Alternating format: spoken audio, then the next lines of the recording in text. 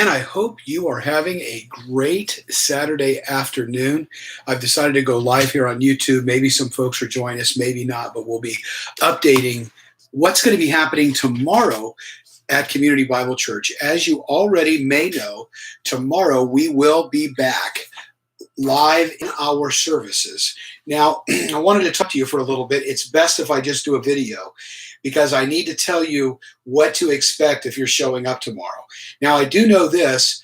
A couple of things have happened prior to this. You should have received in your email or on our Facebook page 2 separate links that were evites for our 9:45 or our 11 a.m. service. I want to explain to you first why we chose to do that. First of all, we are limited to the amount of people that we can take in the auditorium. Second, it was best to be able to do that because people could RSVP. The fact of the matter is that 98% to 99% of our congregation is connected online in some way. And so we had to go with that option if what was going to work best for the majority would allow us a little bit of wiggle room and room for error. So we had to do that in order to keep everybody safe and abide by the guidelines that are allowing us to open. So that's number one. If you have not RSVP'd for a service, it is right now Saturday afternoon about 1:30. We have a little bit of room in our 11 a.m. service. We have a little bit more room in our 9:45 a.m. service. There's not going to be any difference between the two. So what happens if you get locked out, though? Because after a certain amount, you will not be able to RSVP, which means the service is full, and you will not be able to get into one of those 2 services if you've tried both links. So we will be seeking to stream the service at 11 a.m. tomorrow live. If everything goes technologically the way that we believe it's going to, you will see us live at 11 o'clock. You should be able to watch it right here on our YouTube channel. We will try to send a link out as we have in the past. If not, just tune into our YouTube channel or make sure that you subscribe and you hit the little bell. You're going to have to sign in. You'll be notified then when we are live, and you can just click and get on YouTube around 11 o'clock and you'll see when we go live.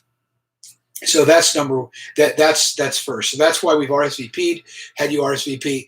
I will put the links in here and wherever this is going to be posted on our social media so you can still RSVP for the services. We will still get them and it'll be a good thing. And that's the way that we have chosen to do this right now. There is no perfect system in place for this, but we feel like this is best. So what do you expect when you get to Community Bible Church tomorrow? What's it going to look like? Well, it's going to look a lot different coming into the service than it has in the past. Couple of things. First of all, when you get to Community Bible Church tomorrow, wait in your cars until the doors are actually open. When we open the doors, the ramp door on the north side of the church building will be open, but that would be the handicapped ramp, that door, and then the door on the south side of the church, both it would be the south, west, and northwest doors will be the only 2 doors that you will be able to come into tomorrow. The fellowship hall will be locked down, and you will not be able to get in there, so you will have to go in one of those 2 services. When you get to the door, there will be someone there to greet you that will, number one, ensure that you have a mask. I will say this again, you will not be allowed in the service without a mask.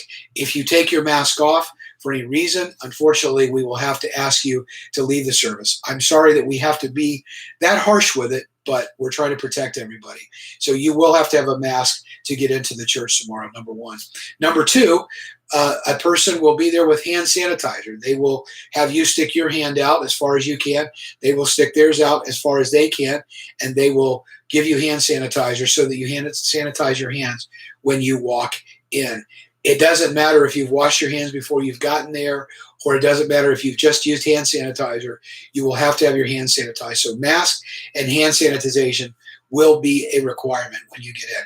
Third, the pews will be marked off and you will be told where you can take a seat. It will be first come, first serve. The only people that will be allowed to sit together is if you are a family that has traveled together in the car. The people that you have normally sat with in the past but have met there, even if you've been around one another, you will have to sit at least 6 feet apart, and there will be people to show you where those doors are or where those seats are at. We will have an abbreviated service. It did both services. We will, and that's going to be because we need to sanitize, especially at 9:45, between 9:45 and 11. We will need to sanitize the auditorium for the next group coming in. We're going to ask that you exit as quickly as possible, and unfortunately, do not congregate. There will need to be no backdoor greeting times or anything like that. And this is not going to be our reality forever. But we are, in order to be back, our question was that we struggle with is, do we just not come back until we can be fully like we were before? And the answer is no.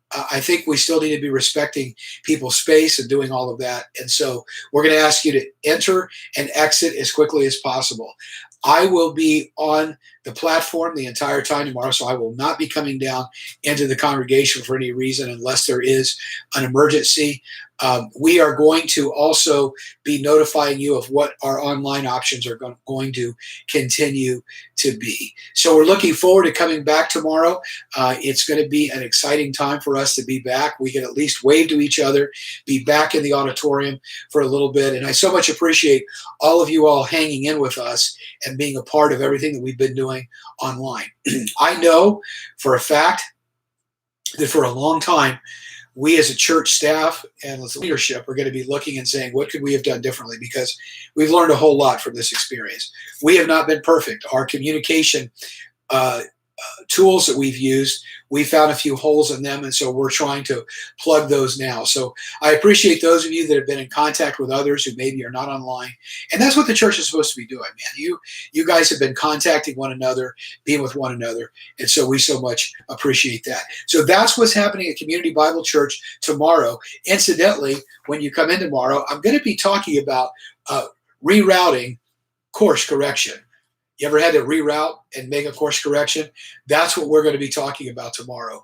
Rerouting. What does God want us to do, and what's our course correction, and how do we take the course and show other people what their course should be during these difficult times. So we'll be talking about that tomorrow from 1 Peter. So we'd love to see you. Share this with a friend. I'll make sure the links go in here when we're done. If you have not RSVP'd, please do not show up without doing that. If you know someone that maybe can't RSVP, you want to call them on the phone and you want to RSVP for them and you're able to do it, go ahead and do that. You're welcome to do it. Or you can send me an email. I don't want a bunch of emails, but we can RSVP you via email if we have to, as long as there is room. So you can, of course, as always, send us an email to info@cbcfl.org. Looking forward to seeing you at our 9:45 and 11 a.m. services tomorrow. We will see you tomorrow. If not, we'll see you online. Thank you so much. God bless. Have a great Saturday. Looking forward to what's next.